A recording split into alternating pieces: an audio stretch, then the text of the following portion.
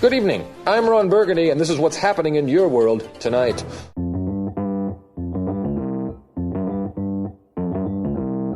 Live from Joe's mom's basement, it's the Stacking Benjamin Show.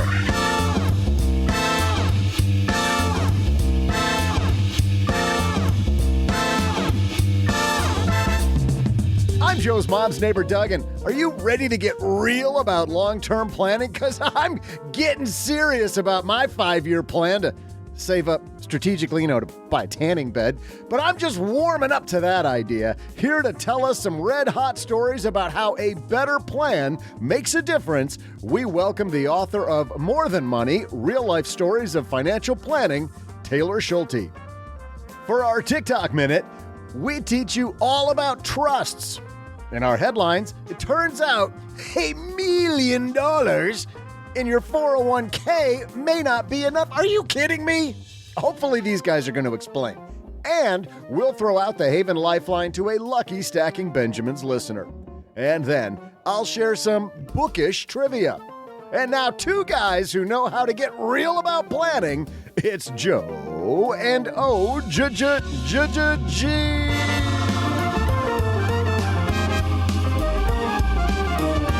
Happy Monday, Planning Day, Stackers. I am Joe Saul-Sehy, Average Joe Money on Twitter. You made it. You found us. Sit back and relax because we're about to have some financial geekery in Mom's basement. Speak for yourself, Starting bro. with that guy whose voice you just heard, Mr. OG is here getting his Money Geek on. How are you this fine morning, my friend? I'm not a geek. I'm a cool kid. I'm a jock. Okay. Yes. You keep telling yourself that. He's a nerd. No. You know what? The cool kids are the money geeks, right? Aren't we? I mean, seriously. Well, now. Yeah. Now, yeah. I mean, I threaded the line pretty well from being always on the cool side over my life. Always. Yes. Always. Never not been on the cool side.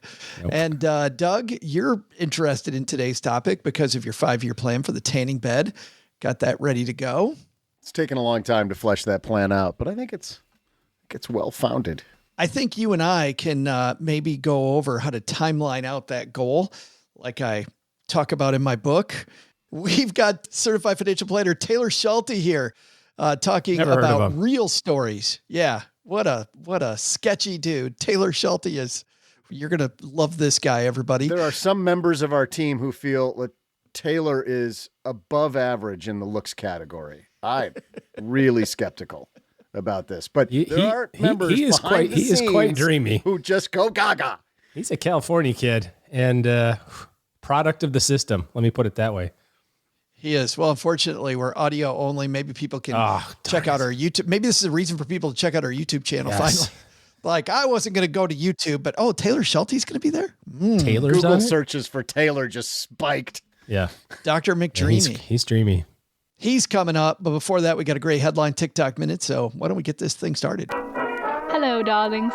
And now it's time for your favorite part of the show, our Stacking Benjamin's headlines. Our headline today comes to us from thestreet.com, and it's written by Veronica Bonarenko. Here's why having $1 million in your 401k is not a foolproof retirement strategy. Wait a minute. $1 million? Not foolproof? Veronica writes, at a time of the disappearing pension, the 401k is for most workers the main source of old age security. Almost any financial planner would be on you to start putting away as much as possible early and resist temptation to take anything out prematurely, even if a recently signed retirement bill will soon waive the 10% penalty for those who need to withdraw $1,000 a year due to economic hardship. But while saving is always better than not saving, one's financial situation also hinges heavily on the economy at the exact moment one needs to start tapping into those funds. According to the latest data released by Fidelity Investments, guys, listen to this. 2022 was so turbulent. How turbulent was it? It was so turbulent that the number of people with over $1 million in its accounts dropped by 32% from 442,000 in 2021 to only 299,000 in 2022. That's a little turbulence. Some people dipping below the 7-figure mark. Do you think that's from withdrawals or just market volatility? I think a lot of it's market volatility. I think it's also people second guessing the market volatility and really wrecking themselves.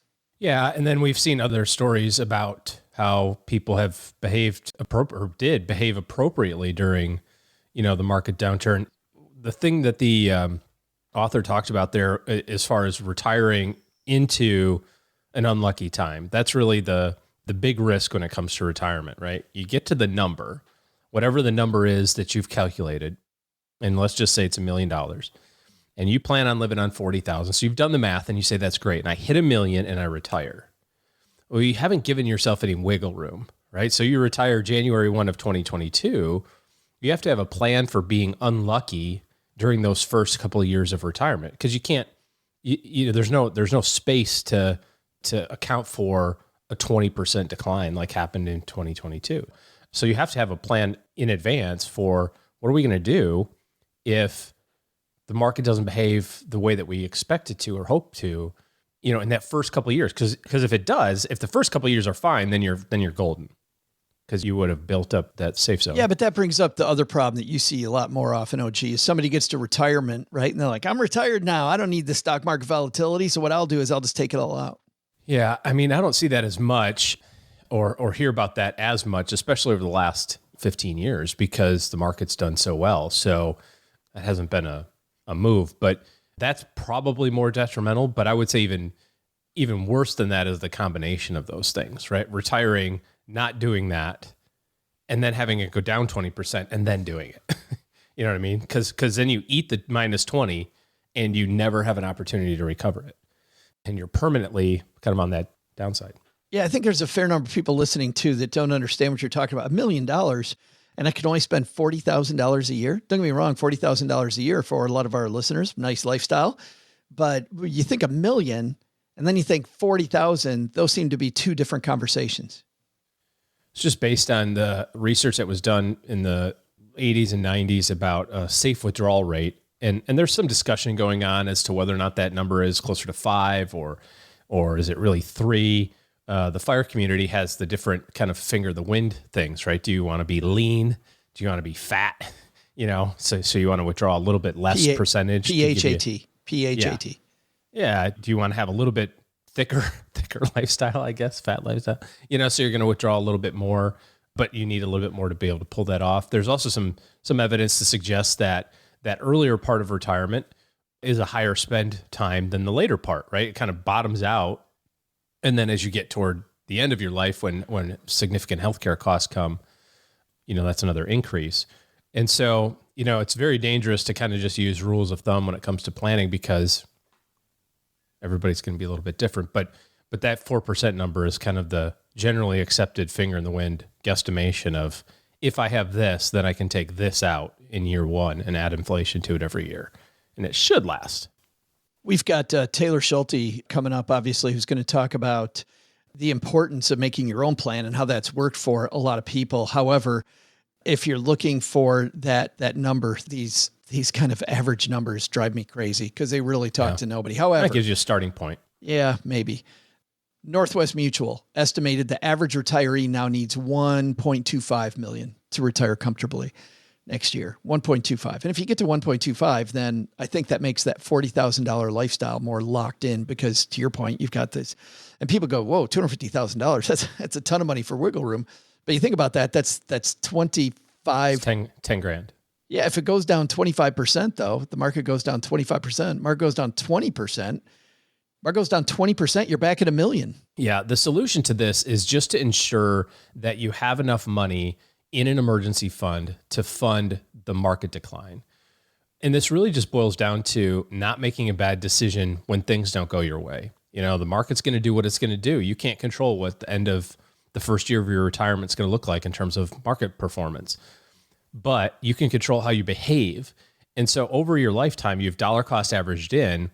I'm a big believer that you should dollar cost average out, except if there's a significant decline. Because if there's a significant decline, now this is where it's compounding the issue, right? This is where you're taking money out of your portfolio and it's going down at a good clip. And so you're making this a bigger problem. And the solution to it is to set a line in the sand in terms of a dollar amount that you're not going to breach. Once the portfolio goes down a certain amount, we're going to switch to cash. You live off the cash for 2 years. and just let your portfolio do its thing. Because statistically, it will recover, but you have to give it the time while you're not mucking with it. You're not taking money out while it's trying to recover, because it's going to eventually. And if you do that, you should have enough space to be okay at whatever dollar amount that you pick. But either way, you shouldn't have a finger in the wind guesstimation of your retirement plan. There should be some significant personal planning involved. Well, and I think that if you don't, your goals aren't exciting enough. And I don't mean your goals need to be, ooh, exciting, neat, but OG, remember, there's all these things. Well, lately you've been really interested in AI, right? You've been hugely interested. So every second day I'm getting texts from you. I'm getting phone calls, but, ooh, I found this thing. This is really cool.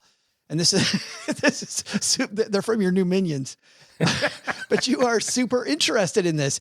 And when you're super interested in something, you can't help but get in the weeds on your planning. And I feel like when people go, oh, I'll just use a couple of rules of thumb. You don't use rules of thumb for goals that are important to you. So I would suggest that if you're not all geeked out like you are right now about AI or we'll get about, whatever from time to time, something that we really love and we can't help ourselves but to dig in, you might need some more exciting goals. I actually wondered to myself, though, how do you save $1 million? And it's amazing. In my research, I found this place, OG, called the internet. Have you ever heard this thing called the internet? Well, it's this weird button on my computer. That's where they put the AI people. Well, the AI people the people on my computer led me to this place called Well Kept Wallet, and a guy named Michael Leonard, who had 9 tips to save $1 million. And I like where he starts. He starts where you and I just started. Be clear about your goal. Start with 2 million. Be excited about your goal. Number 2, track everything, right? So you lock down your budget. But then you know what number 3 was? Number 3 was, once you had the budget locked down, well, this will make sense. Make more money. Earn more. Yes. Was his third thing. He didn't talk about anything else. Lock down the budget and then earn more. So that gap between how much you make and what you spend becomes larger. And I think a lot of people don't start there. I'll link to the rest of these because they get pretty obvious after that. But I thought that was interesting. He's got earn more at number 3.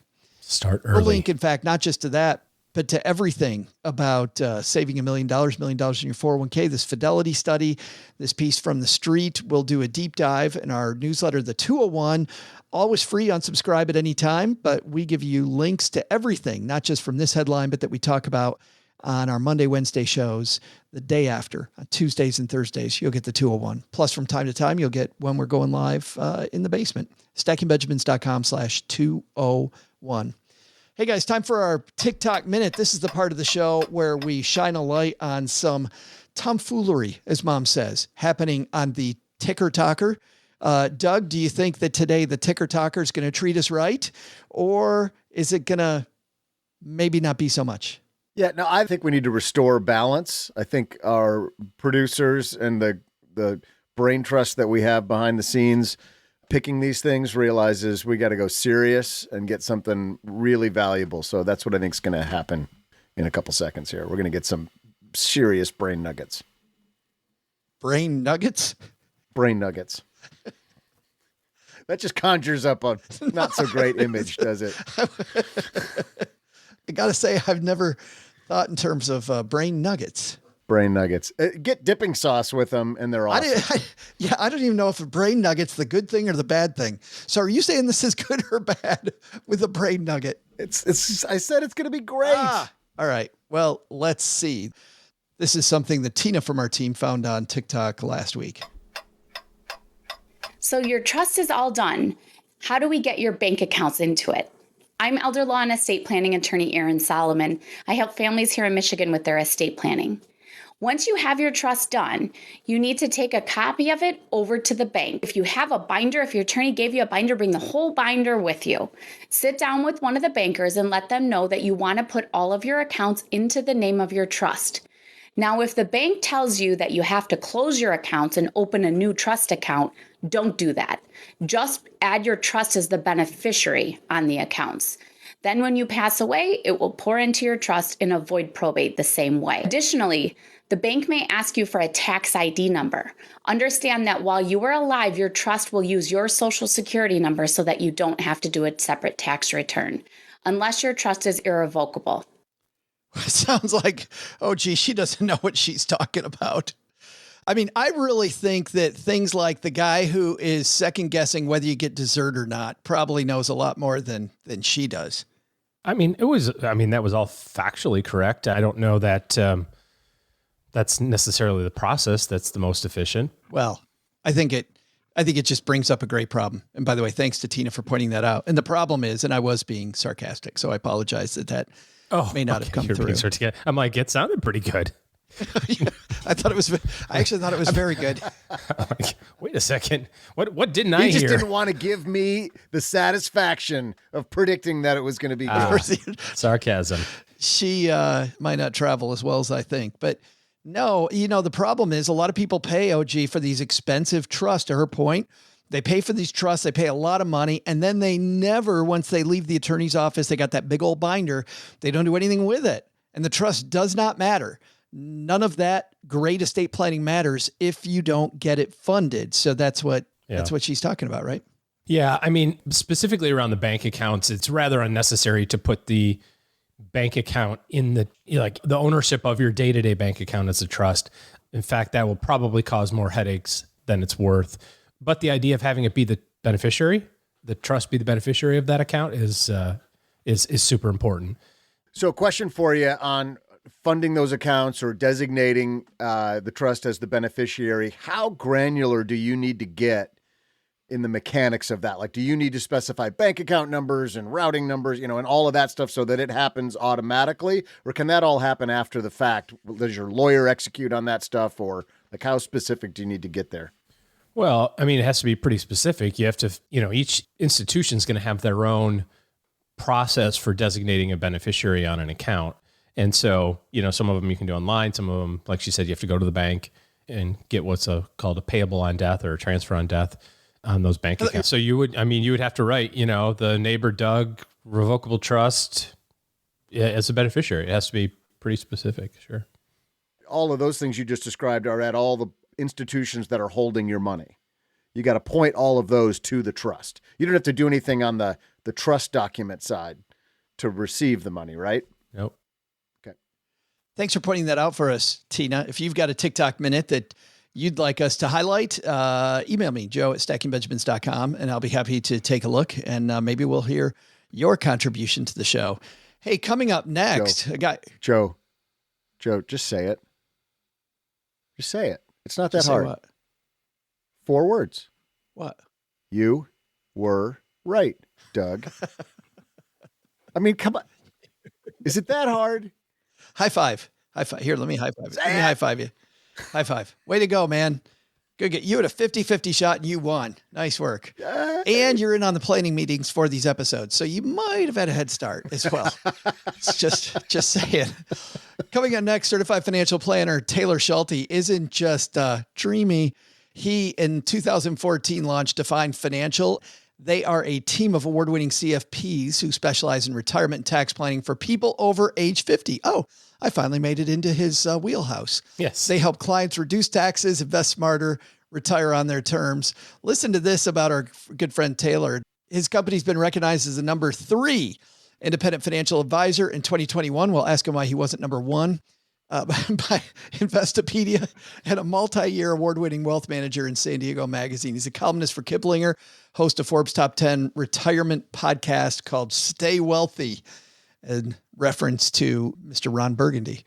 Frequently contributes to the media as a financial expert. Is here today because he's compiled a bunch of great stories of people going from decent to great after they actually did some planning. But before that, we're planning on a good trivia segment from you today, Doug. So no pressure, but what do you got? Hey there, stackers. I'm Joe's mom's neighbor, Doug. And since we're talking financial planning and goal getting, have you got what it takes to become a financial planner? I meet with my planner right after a shift down at the Easy Mart, so I'm going to quiz him on all of this right after we record this episode. According to the CFP board, how many areas of expertise do you need to master to secure a certified financial planning designation? I'll be back right after I demo this tanning bed.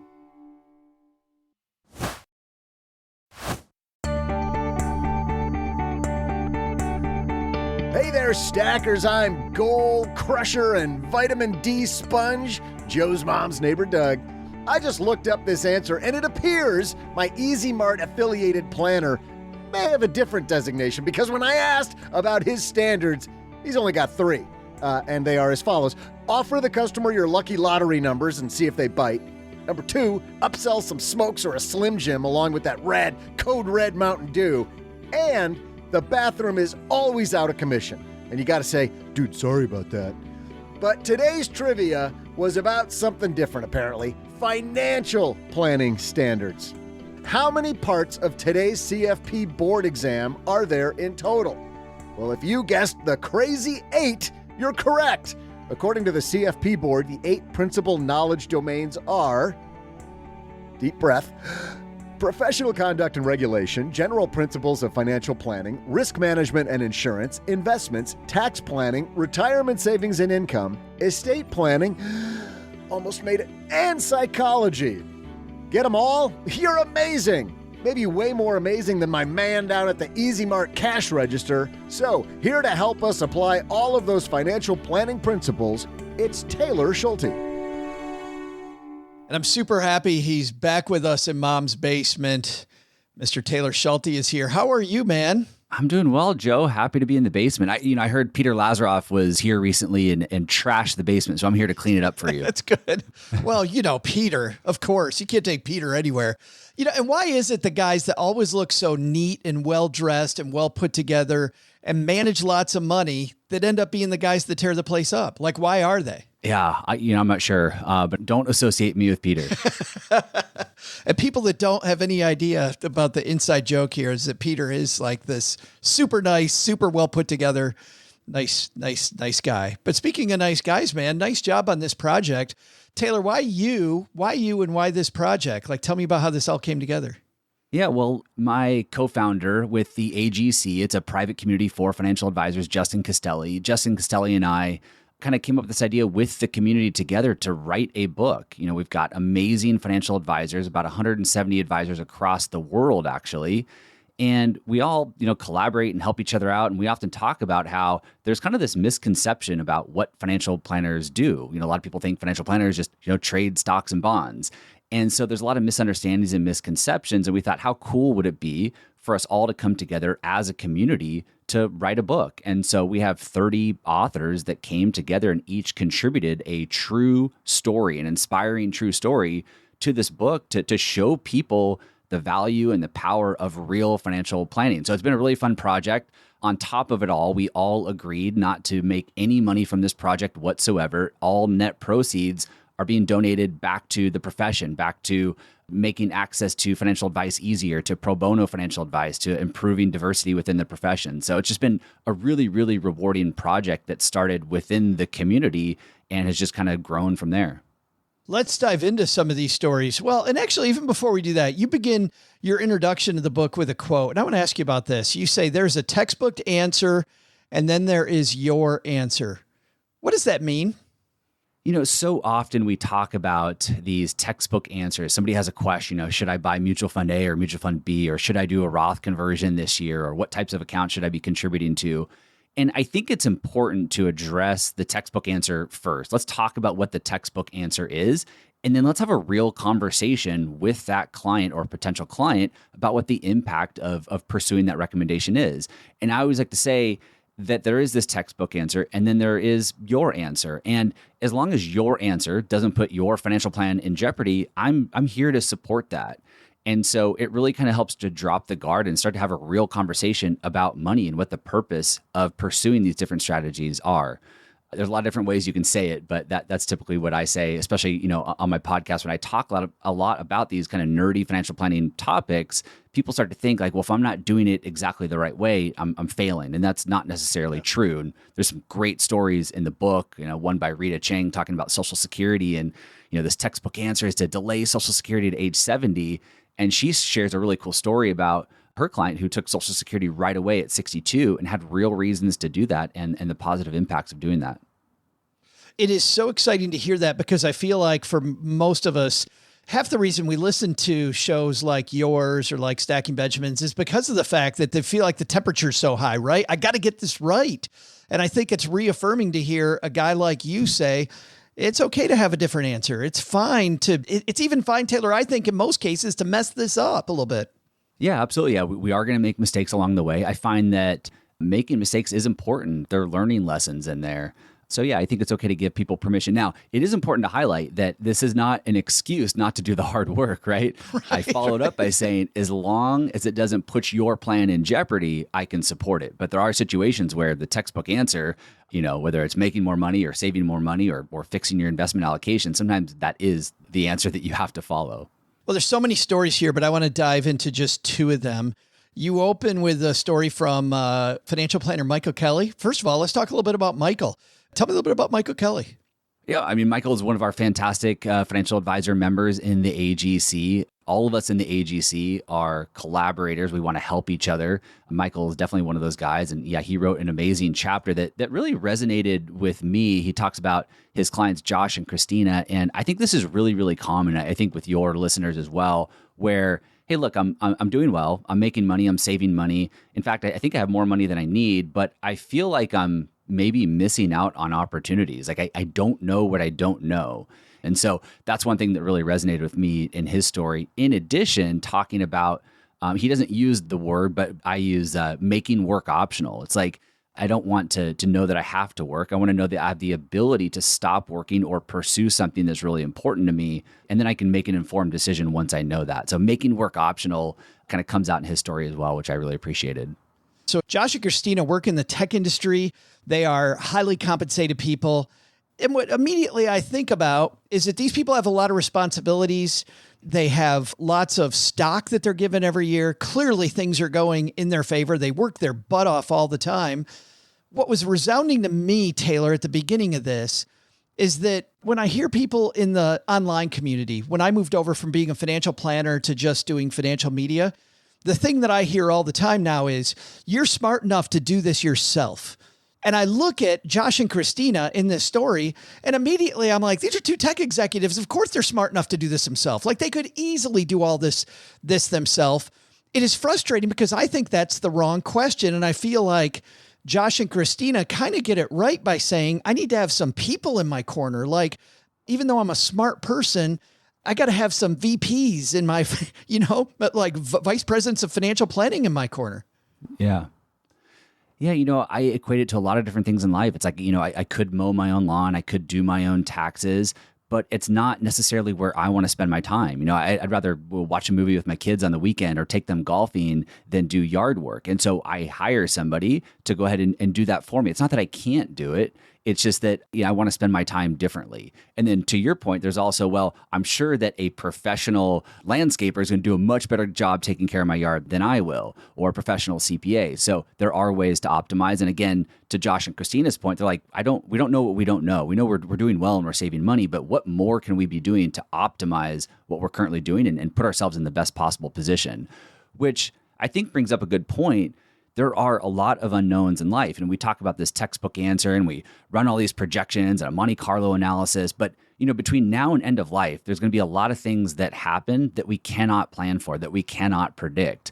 And by optimizing our current plan and putting ourselves in an even better position, it protects us a little bit more against those giant unknowns that are in the future. Yeah, it's funny because you say, or Michael says in his story that a lot of people feel trapped, and Josh and Christina clearly feel trapped because, and before I even get to there, I want to make this point.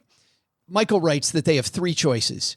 They're doing fine and they can let it go and be not optimized and they'll probably be okay. They have this general feeling they're going to be okay. And Michael agrees they probably will be okay. Second is they get educated. They dive in themselves. It becomes their second career, Taylor. They spend all day doing this, trying to be the professional landscaper with their finances. And maybe it's great or maybe it isn't. And then they find a partner. I would suggest, though, that I disagree only partially here with Michael, because I felt like when I was a financial planner, Taylor, there were people that wanted to delegate responsibilities for me attaining my goal to somebody else. And that's what I hated about financial planning. And I had to continually push it back on my client. Go, no, these aren't my goals. These are your goals. This is your stuff. So meeting with somebody a few times a year and then coming into their office and going, why the hell's the stock market down and we didn't do anything, versus setting up a plan that you understand yourself and delegating some of the tasks to somebody. I mean, do you see the difference between those? I think in this, Josh and Christina still need to be in charge of their financial plan.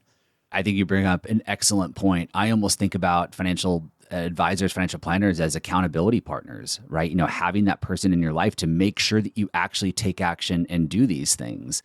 So I think you're absolutely right that just having somebody in your life to hold you accountable to taking action is really important. But it also highlights the importance of you being involved in the process. To your point, you can't just hire somebody and walk away and, you know, come back to them in 10 years and hope everything's in a good place. You have to be a part of that process. Second to that, your spouse needs to be a part of the process. Sometimes we hear at our firm that I take care of the finances, you only need to work with me. And that's not true. Both spouses need to be involved in the process in order for both of you to have success long term. Well, you've got that later in the book, right? Spouses pass away. And if you never met your financial planner, I mean, how horrible is that? You're meeting this person that knows all about your money and you've never met them before. I'm laughing because it truly is not funny. Michael makes a big point of, he doesn't start with the investments. Like most people, when they're bringing on these VPs, they're bringing on a financial planner, a team, people to help them out. They think, okay, we're going to talk about investments. We're going to talk about insurances. Michael doesn't start with any of that. He said, we're going to start with the why. Can you explain to me, and actually to all of our stackers, why we're starting there versus starting with all the things? Yeah, I say it a little bit differently to my clients. So I look at things like your investments, insurance, estate planning, you know, where to save money, what types of accounts. I look at all those things as prescriptions. And as we all know, if we think about the medical world, we need a diagnosis first in order to understand what prescriptions we should be taking. Like, it would be really weird for me to be at a party and see a doctor and say, hey, doc, like, I'm taking prescription A. What do you think? Like, should I change it to prescription B or prescription C? He or she would be like, I don't know. Like, come into my office. Let's do some blood work. Let me do a diagnosis. And then I'll tell you if what you're taking makes sense or if you should change your prescription. And financial planning is the exact same way. But a lot of times we just kind of forget that. And we want to talk about those prescriptions. We want to talk about Apple stock or, you know, mutual fund, right, ABC, whatever it is. We want to know if we should buy life insurance. But we have to have that diagnosis first in order to understand what prescriptions we should be taking. So that kind of plays into Michael's why. Why are we doing things this way? Why are we taking this prescription? Why are we allocating our investments this way? So going through that diagnosis, not just once, but on a regular basis to ensure that, you know, what we're doing truly makes sense for us and our goals and everything is aligned. We want our retirement plan, our financial plan to drive all of those decisions. Those things should be going hand in hand. And what I see with clients often joining our firm is the retirement plan says one thing and the investments are doing another. And we need to get those things back on the same track.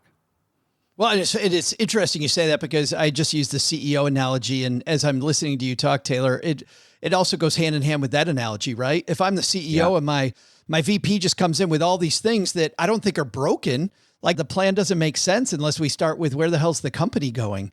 And that is the big key here for Josh and Christina. Michael writes that, like, man, so many people, their goals are going one way. They really want to make an impact around them. They want to be present with their family. And yet the way they spend their hours doesn't reflect that at all. And I'm wondering, just from all your years in practice, Taylor, how often do you find that happen where the hours we spend here on earth are way different than what people tell you they seriously want to do?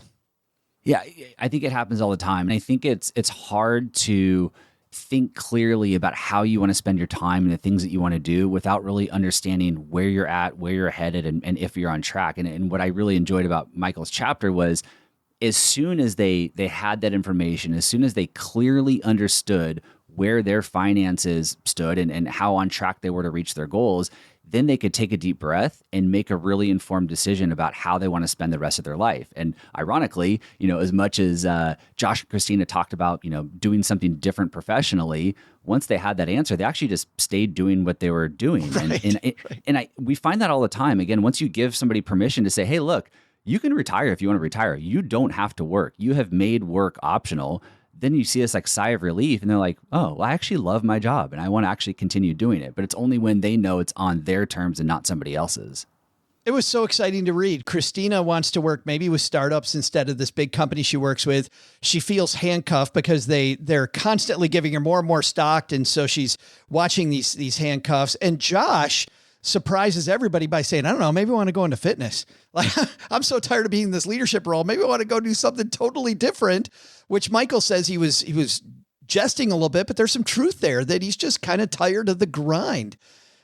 So Michael goes through their strengths, which I also like, because I feel like sometimes people are afraid that they're going to go work with a professional and the professional is going to immediately go after all the crap I'm doing wrong, right? I remember some people saying to me that they thought this was going to be like the dentist. It was going to be just, oh, you got cavities, your life is rotten. But he talks about their savings rate is fantastic, that they have it automated, their budget's under control, their investments are right on. They're not managing in a professional manager. I thought that probably kind of spoke to, they needed a investment policy statement, a way to think critically, and systematically about their investments so it can be on a better autopilot. They discussed a better tax strategy for Christina's stock options, reducing risk by not buying insurance through work, and then refinancing their mortgage, putting a debt strategy in place.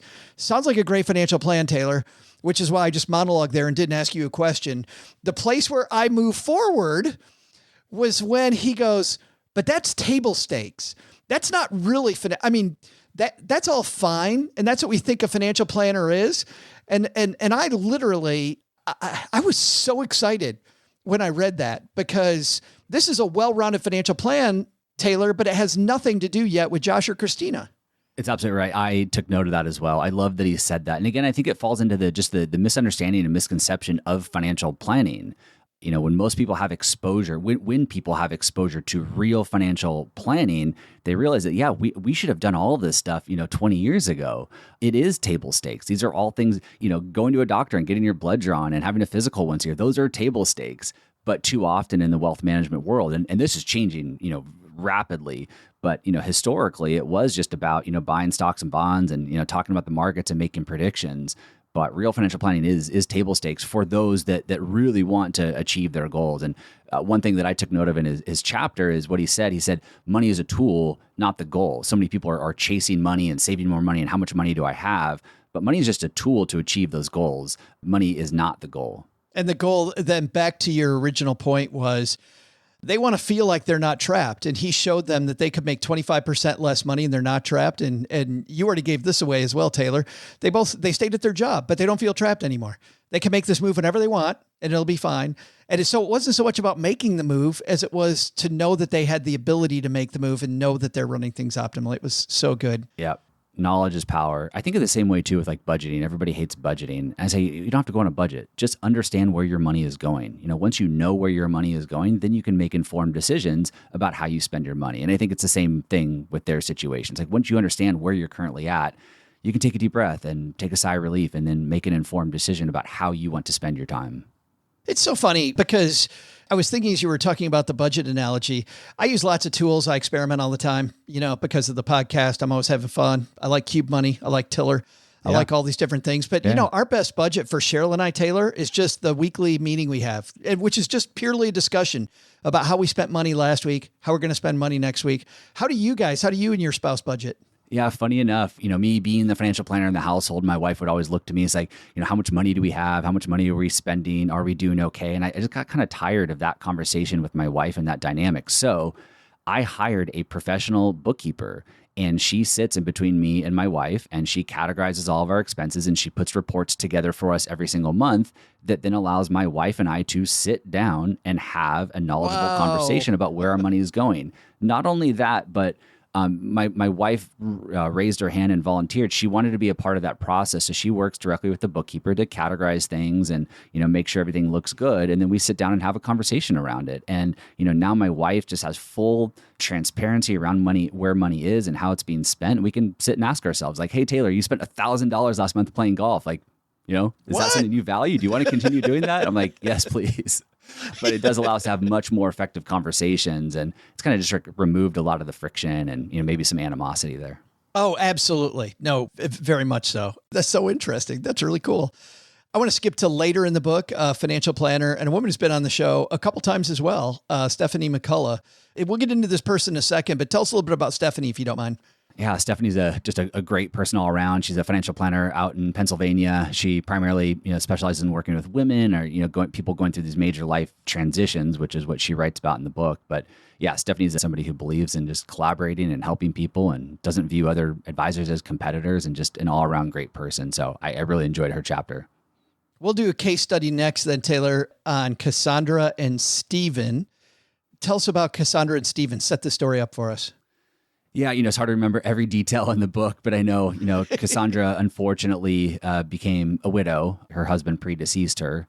And now she's in a situation where she's like, do I have enough? Am I going to be okay? Do I have to go back to work now because of this? And, who do I talk to about money and finances? And it kind of goes back to your other point, which is, sure, there might be one person in the household that's taking care of the money and the finances and has a good grasp on everything. But what if that person gets hit by a bus? Like, what if something happens? Now the other person's left in the dark and left in this situation where they're worried. And, I know there's shame around money and feeling isolated and not, knowing who to talk to. So I think a lot of people will maybe not be able to relate exactly to Cassandra, but maybe get their wheels turning a little bit and realize like, hey, I need to think about this stuff because it is possible. Definitely so. I mean, I just think that this is for a lot of us a look into the possible future. Well, at some point, the people around us are going to pass away, right? And we need to be ready for that. She goes to 3 different financial planners, well, wealth managers, let's put it that way, because I think they were much more focused on the stuff that the prescriptions, to use a Taylor Schulte term, on just throwing out prescriptions versus really what a financial plan is. It makes me think of our mutual friend, Roger Whitney, and a phrase I first heard him say, Taylor. He probably got it from you, though.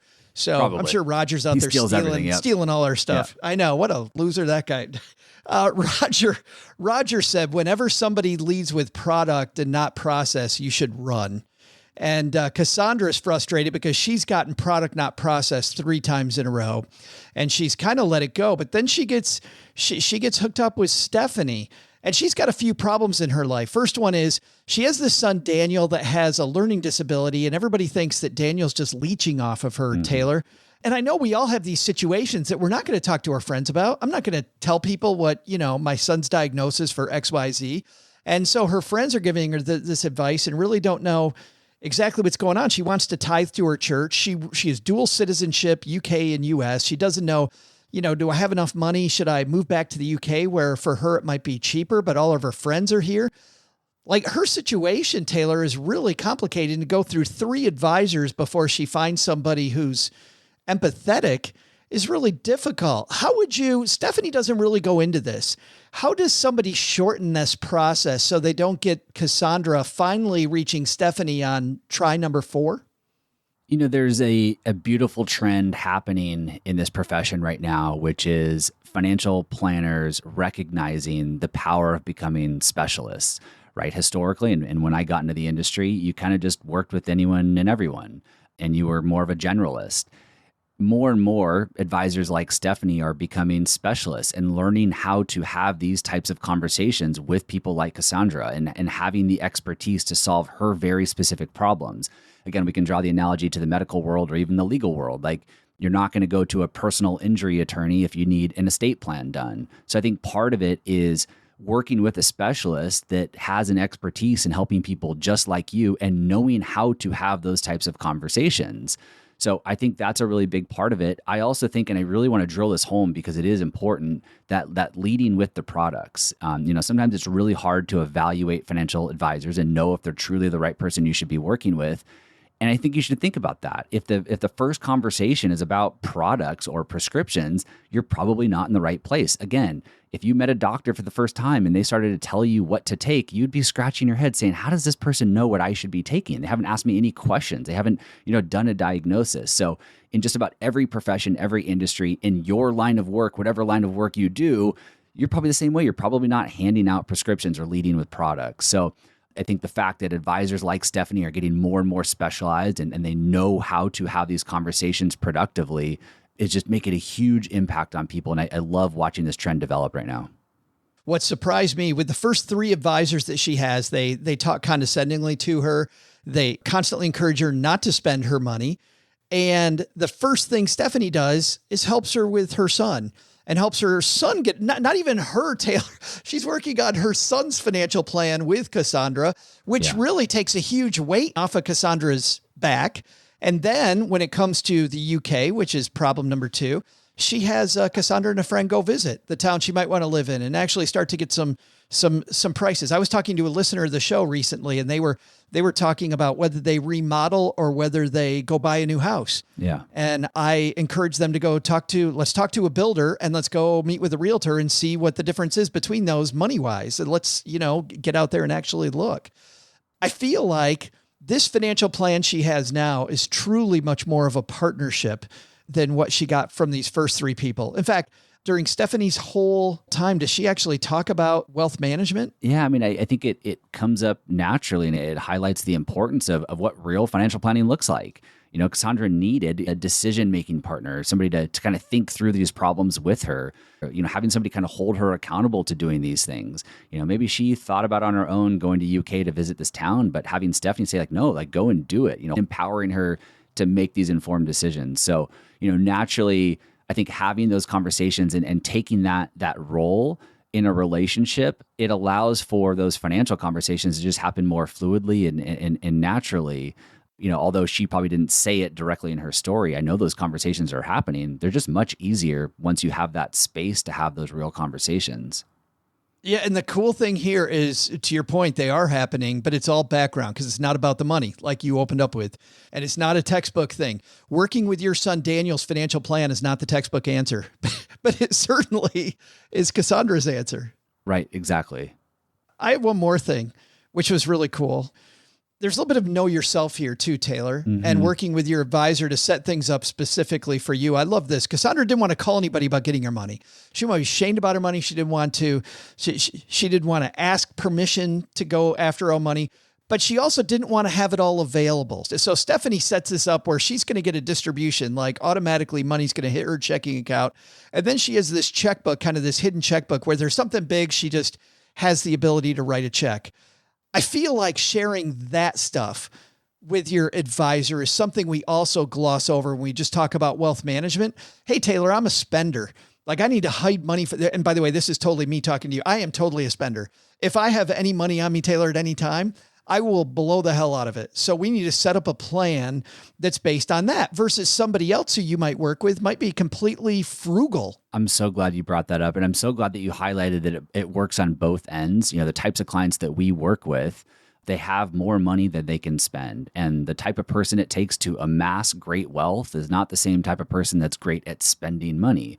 So a big part of our job with our clients is helping give them confidence to go and spend that money and enjoy life. And then, like you said, on the other end of that, acknowledging that, hey, I'm a bit of a spender. And, I don't know if I'd categorize myself as a spender, but my example of hiring a bookkeeper is putting somebody in between us and our money, right? Just having that person in between us and our money so that we have that information and that knowledge and we can make informed decisions about it.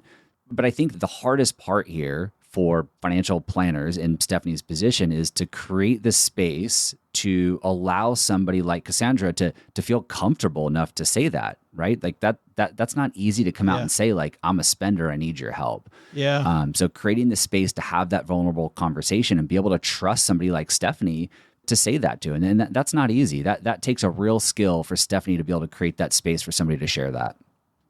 One of my favorite books ever is a book called Stock Market Wizards, and it's about doing something that Taylor, I don't think, does on a daily basis, which is about just trading stocks heavily all day long. But it's these different people who have done it really well for a long time. Mm-hmm. And the breadth of this book shows you how many different ways there are to trade markets, how many different ways there are, how many strategies there are for these traders, something that 99% of our audience, Taylor, and your audience isn't going to do. I felt like this book, More Than Money, is the same thing for financial planning. These are a ton of different stories, case studies on all these different ways that you can get there. And every single one is a different piece of the rose. It was, I don't know, it was really fun to read. I can't wait to finish it. The book is called More Than Money, Real Life Stories of Financial Planning, edited. Man, Shauna, do you pronounce her name Shauna? Yep, Shauna do. Yeah, she's absolutely amazing. This project, I don't know if it would have gotten to the finish line without her. So, huge thank you to Shauna. That's what I was just about to say. I can't imagine the workload Shauna had doing this, but also you and Justin and all the collaborators. Job well done, man. Thank you. Where can people get the book? Yeah, I really appreciate that. Yeah, you can get the book anywhere. It comes out on March 21st. You can pre-order it now on Amazon. Really simple URL, morethanmoneybook.com will go ahead and reroute you to the Amazon page and pre-order. Like I said earlier, all net proceeds are being donated back to the profession, to organizations like the Foundation for Financial Planning that is working to make financial advice more accessible through pro bono financial planning. So all proceeds are going to better our profession and make advice more accessible. So I'll make a deal with your audience. I made the same deal to my audience, which is if you pre-order a copy of the book, go to morethanmoneybook.com or search for it in Amazon. If you pre-order a copy of the book, take a screenshot of your pre-order, send it to me at book@youstaywealthy.com, and I will send you personally, I will purchase a second copy. I will gift you a second copy that you can then give to somebody else in your life who you think you can benefit from it. So I don't care how many of your listeners take me up on it. Pre-order the book, send me a screenshot, book@youstaywealthy.com. I will personally buy a second copy. I'll send it to you. You can give it to whoever you want, whoever you think will benefit from it. And together we can, help make this profession better, improve diversity, make access to financial advice better, all those things. So thank you very much for having me, Joe, and hopefully your audience can help support our mission here. Oh my God, Taylor, thank you so much for doing that. And by the way, guys, the 21st is tomorrow. So I love the let's not procrastinate. Let's get out there. Let's get this done, right? You heard the interview. You want to see the case studies. So get it done. All right. Last question. I'd be remiss if I didn't ask you what's going on in the Stay Wealthy show. What do you got coming up, man? What's some secret that you can't share with anybody that is just you and me and a couple other people maybe? Oh man. Well, yeah, we're having a lot of fun on the Stay Wealthy Retirement Show. We talk a lot about, those nerdy tax planning opportunities. Oh, what I can't share. Well, I got to say something, Joe. The last time I was on the show, we talked about my real estate nightmare. I'm sure you remember the story. I do. It was horrible. I have to acknowledge that we've had another real estate nightmare. And no. I won't go into the whole story, but there was a bit of a learning lesson in there that I feel like, I'm the real estate nightmare guy on your show. So I feel like I have to get this out there. We have a new home now. That home I spoke about on your show years ago, that's gone. My wife and I were at a staycation here locally. The woman watching our house and our dog while we were gone, she called and she says, "Hey, there's water coming up through your floors." Long story short, we had what's called a slab leak. So all of our plumbing is buried in the foundation, and those pipes have been there for 25, 30 years. And one of them broke, and warm, hot water starts coming up through the floors. We got everything fixed. But what I learned through this situation is a lot of insurance companies now, like big ones that you know by name, they're no longer covering slab leaks. So if you have your plumbing buried in your foundation like we did, it might be worth checking with your insurance company to ask them, do you cover slab leaks? Because a lot of them, like we learned, don't. Thankfully ours did. They covered our 6-figure insurance claim. We were out of our house for 10 weeks with 3 kids and a dog. It was a nightmare, but we had a lot of fun, and thankfully insurance covered it. So if your plumbing's buried in the foundation, please check with your insurance company. Man, that's horrible. Homeownership is the best. Taylor, man, great seeing you again. Sorry about that, but great work on the book. I really appreciate you coming and spending some time with our stackers. Yeah, thanks so much, Joe. I really appreciate it. Hey, this is Lou Mangello from WDW Radio, and when I'm not at Walt Disney World or sharing my passion for Disney World or eating, I am stacking Benjamins. Big thanks to Taylor Schulte for hanging out with us. Hey, let's see if we can continue to supersize this podcast and throw out the Avon Lifeline. Let's throw that out and tackle some of life's most important questions. Our friends, Avon Life Insurance Agency, OG, they put what you value first. I think it's Girl Scout cookies. Don't you value Girl Scout cookies? I'm over Girl Scout cookies. That was 2 weeks ago, bro. Those are all gone. You ate them all. I'm now valuing basically all the detox that goes from the sugar withdrawal. That's good.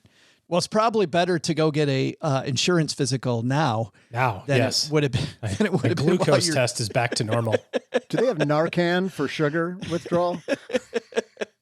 I love their. Hi, my name is OG, and I just downed 6 boxes of Girl Scout cookies before I came over here in the parking lot. All policies above Haven Life issued by the parent company Mass Mutual, more than 160-year-old insurer, so they know when you've been into the Girl Scout cookies, no waiting several weeks for a decision either. They have taken their application, they made it simple online, and in most cases, you get an instant coverage decision. Get your life insurance done, people. Head to stackingbenjamins.com/havenlife now. You'll feel so much better when you do. You know what? Today, we're going to throw out the lifeline to another stacker. Let's say hello to Will. Hey, this is Will from Oklahoma, and I just got into the show, and I love learning about how to manage my money better. I want to get into financial advising as a career. I graduate from OSU in May with a degree in economics.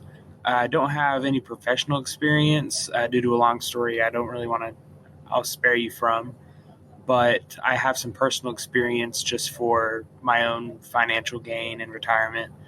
And so outside the licensing that I will need, are there any other ways that I could really get into it and really get ahead of the game? I have some interviews coming up, and I just want to be sure that I can put my best foot forward and get into that industry, because it's really a dream of mine, but I just haven't been able to get to where I want to be professionally through college.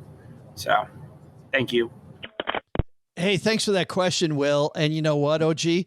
Good for him wanting to get into this. All studies show, by the way, we need a lot more financial planners. We need a ton more. Right. There's a lot of need for that service. But how do you break in? I wanted to pour this into Chat GPT to see what our friends over there have to say about it. And then I thought we could talk about it that way, just to kind of frame it out, because it'd be kind of fun. You're kidding me. Let's ask. No. Hey, we don't know. So let's ask the AI. Just kind of interesting. What they think. It says the first thing is you're supposed to achieve a degree in finance or related field, including accounting, economics, or business. All right. Let me tell you, as a guy with a degree in English, I don't know that that's absolutely correct. Don't get me wrong. I think that I think it paves the path. But most people, and how many guests have we had on this show, OG, that have said this over and over and over and over? People don't succeed or fail just because they don't know the hard skills, that they don't understand the math, the finer points of the mission, the math. It's what they call the soft skills. So while I agree with those degrees, I think you need to really get some good public speaking, the ability to have great, deeper conversation, people, maybe some psychology. That's number 5 on the list. Strong communication and interpersonal skills. Financial planning requires strong communication skills and your ability to build relationships. You should focus on developing these skills to set yourself apart. What else they have on the list? Gain relevant experience. So entry-level internship type positions, which is, I think, what Will's talking about here. Pursue relevant certifications. So as somebody who didn't get a degree in financial planning, I didn't get a degree in financial planning. You didn't get a degree in financial planning. You have to learn the financial planning stuff. And so one way to do that is through the coursework, like the CFP coursework or some of the other financial planning specific things. I think between those two kind of interning / working entry level type stuff, being involved in the process of financial planning plus learning the block and tackle type things, I think you see the communication styles, right? You see that, you see the problem solving, you see the softer side of financial planning, but then also getting the tactical foundation of like, this is a Roth IRA. You might not know that from an economics degree. That might not be, something that's there. So I think both of those are helpful. I think the last one I thought was really good. You have some comments on this too, I suspect. Build a strong network. Consider joining the FPA or some other sort of professional organization that can kind of help your career go along. And I think that's really super important too, is surrounding yourself by people that are ahead of you in terms of like people that you can look up to, people that can kind of drag you along, but then also like a cohort of people that are all going through it together. Because, sometimes learning new things or kind of, embarking on a new career or whatever it may be can seem a little isolating, I suppose. And there's a whole bunch of people that are just starting their financial planning careers this month also. They're all starting. Surrounding yourself with good people is so important, no matter what the job, not just for financial planning, but being surrounded by a good group of people that can lift you up and get you through the tough times. Sean Hayes talked about that when he was talking about the good days, well before he went to jail, when he was on the things were going really well. Surround yourself with really good people. Yeah.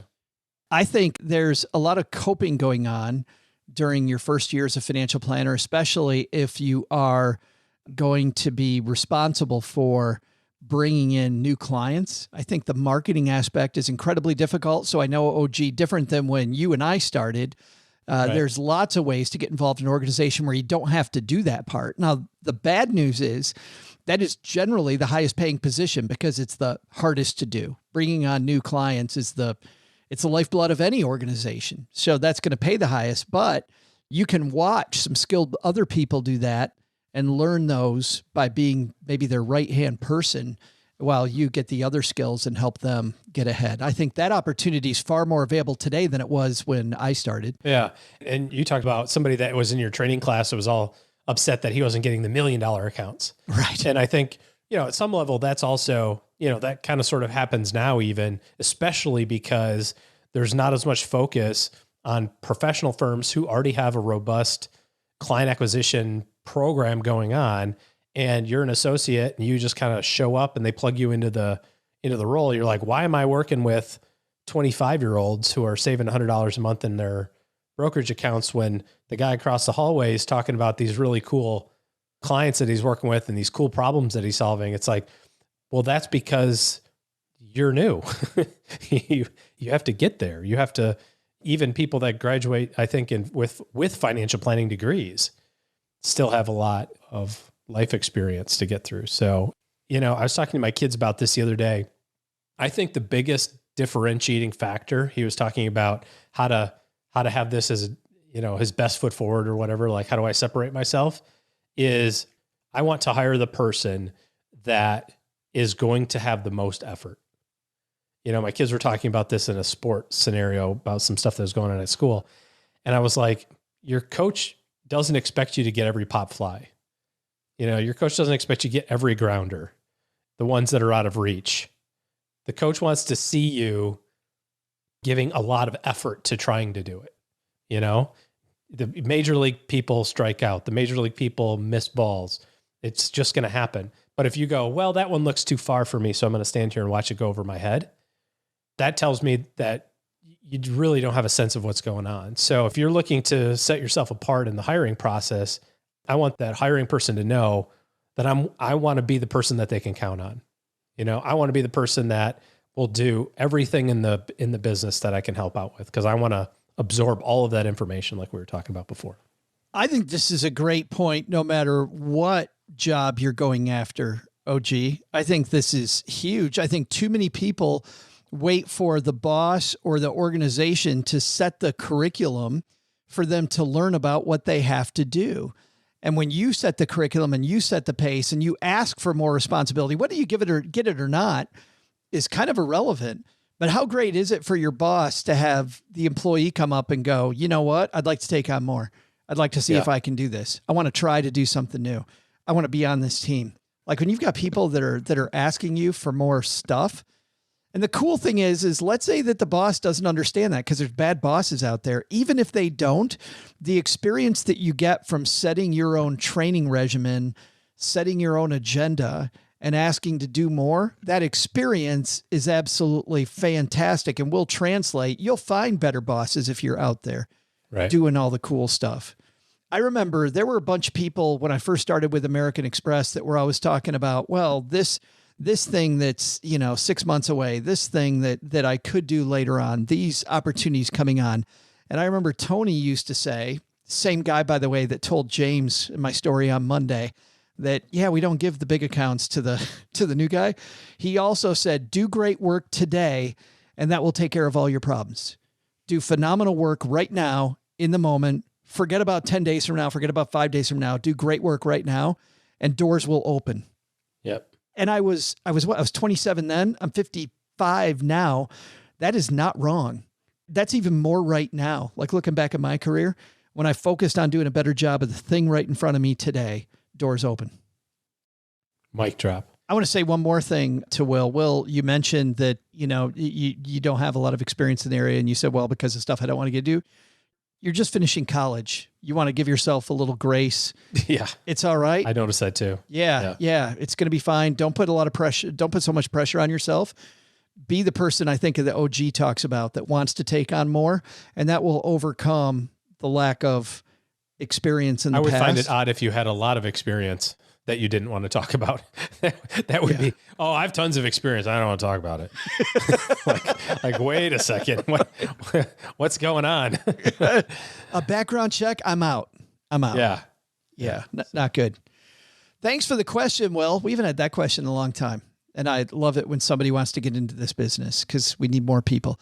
StackingBenjamins.com/voicemail. If you've got a question like Will did, and you know what? Will, when he goes into the interview, he could be sporting our Stacking Benjamins. Stacking Benjamins t-shirt. That's one way to set yourself apart. That we're sending him. Imagine. Yeah. Guess who I'm affiliated with? Who I know. I'm a community. I'm a stacker. Nothing wrong with wearing a t-shirt into your interview for your job. Try it. See what happens. It's like in Step Brothers when they wore the tuxedos. Yeah. Well, that's just about going to do it for this Monday's episode. Let's talk about what's happening here in the basement this week.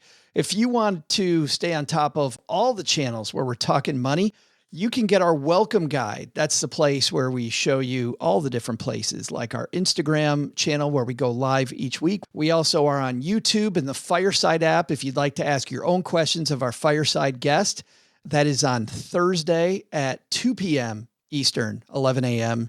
Central. This week, Bob Wheeler, who's the CFO of the Comedy Store, one of the premier comedy clubs in the country, and also the host of the Money You Should Ask podcast, and a guy who has a CPA firm helping people finish returns. He's going to give us last-minute tax tips on Thursday.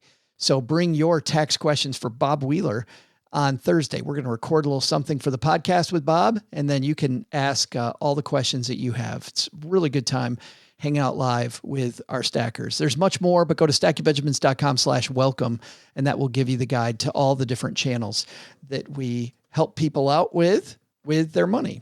But if you're not here so that you can hang out with us live on YouTube or on Instagram, you're concerned about the market and all the chatter about which way this economy is going to go, OG and his team have put together a free guide that shares 8 moves to make in a down market. The guide will help you plan more and panic less no matter what the market does. So head over to stackingbenjamins.com/guide. Get this helpful free guide from OG. That's stackingbenjamins.com/guide. All right. I think that's it for today on our end. Thank you so much for hanging out with us today, everybody. I really appreciate it. We appreciate everybody who's also left us a review of this show. I also appreciate Doug. You know why? Because he's going to tell us what we should have learned today. So what should we have learned today? First, take some advice from Taylor Schulte to go beyond money to improve your life. A great plan is the first step to a better future. Second, got trusts? Don't trust that your trust is funded. Get it? Trust? So funny. But the big lesson? If you're in a tanning bed, tap out before you smell smoke. Hey, look, I like rump roast as much as the next guy, but I prefer it not to be mine. Thanks to Taylor Schulte for joining us today. You can find Taylor's book, More Than Money, Real-Life Stories of Financial Planning, at any reputable bookseller. But not the shady ones, because apparently, in addition to being shockingly handsome, Taylor also has standards. Don't worry, we'll also include links in our show notes at stackingbenjamins.com. This show is the property of SB Podcasts, LLC, copyright 2023, and is created by Joe Salcihai. Our producer is Karen Repine. This show was written by Lacey Langford, who's also the host of the Military Money Show, with help from me, Joe, and Doc G from the Earn and Invest podcast. Kevin Bailey helps us take a deeper dive into all the topics covered on each episode in our newsletter called The 201. You'll find the 411 on all things money at the 201. Just visit stackingbenjamins.com/201. Tina Eichenberg makes the video version of this show. Once we bottle up all this goodness, we ship it to our engineer, the amazing Steve Stewart. Steve helps the rest of our team sound nearly as good as I do right now. Want to chat with friends about the show later? Mom's friend Gertrude and Kate Yunkin are our social media coordinators, and Gertrude is the room mother in our Facebook group called The Basement. So, say hello when you see us posting online. To join all the basement fun with other stackers, type stackingbenjamins.com/basement. Not only should you not take advice from these nerds, don't take advice from people you don't know. This show is for entertainment purposes only. Before making any financial decisions, speak with a real financial advisor. I'm Joe's mom's neighbor, Doug, and we'll see you next time back here at the Stacking Benjamins Show.